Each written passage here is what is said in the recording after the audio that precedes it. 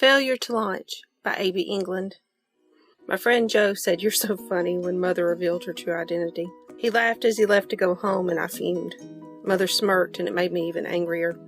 "I told you, Stanley," she said. "True or not, no one will ever believe I'm Onyx." She patted my shoulder as she walked past, carrying the almost empty tray of pizza rolls we'd been snacking on while we played Fist of Fury.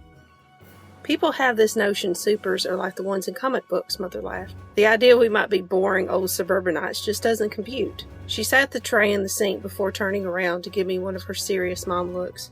"It's a notion we've cultivated for generations now," she scolded. "You've got to stop trying to unmask your dad and me. If it's so impossible for regular folk to believe, why do you care anyway?" "Ideas grow," she said. "All they need is for a seed to be planted and given time." Mother sighed and leaned against the counter. "It might not happen for years, but it can, and if you keep this up, don't you see, you're shooting yourself in the foot." "You mean shooting you and Dad in the foot," I grumbled. Mother's brow crinkled and she frowned at me for a moment. "You're upset your abilities haven't presented themselves yet, aren't you?" I looked away. My face felt like it was on fire. "I'm 17, I said. "It should have happened by now." "It will," Mother said.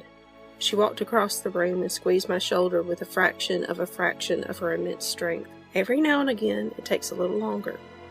I looked up at her and tried to smile. Judging by the look in her eyes, I didn't manage a convincing one.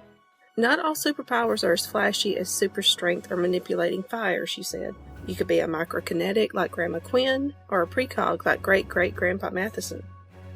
"Yeah, some superhero I'd make. I could tell the villains' futures," I snarked. "You could still do good," Mother said. She ruffled my hair, and I could tell my attitude was upsetting her because she wasn't modulating her strength as well as she normally did. My scalp burned a little, and a low ringing started up in my ears. Times like this, when she lost the smallest bit of control over her powers, drove home how much energy Mother had to put into not hurting anyone by accident or breaking stuff all day, every day.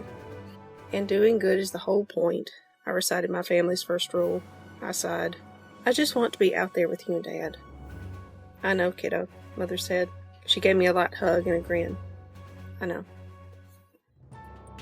If you enjoyed today's story and would like to see some more stories or articles or find out about my books, you can find more information at abengland.com. Thank you for watching. Please like, share, and subscribe.